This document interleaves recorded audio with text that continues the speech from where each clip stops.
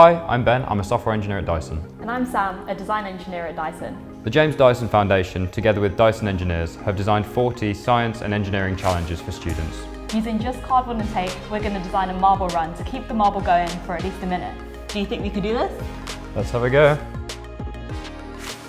Top tip, if you don't have any cardboard struts, simply fold a 4-inch wide piece of cardboard into a V shape. This looks good, should we give it a go?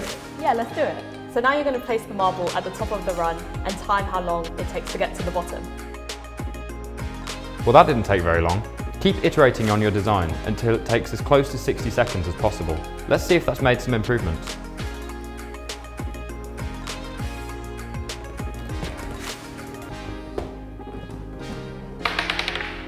So how does it work? To help you control how long it takes for the marble to run its course, you'll need to consider a few factors. Potential energy equals mass times gravity times height. The heavier your marble and the higher your slope, the more energy your marble will have.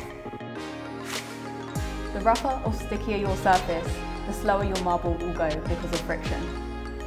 The less steep your slope, the longer the marble will take to reach the bottom. As Dyson engineers, we are surrounded by science and engineering concepts every day. Here's a tip from us on how to elevate your marble run. 1 minute is a long time, so use lots of different surfaces, textures, levels and challenges to extend the time. We can't wait to see you give yours a try. To find out more about our free educational resources, visit jamesdysonfoundation.co.uk.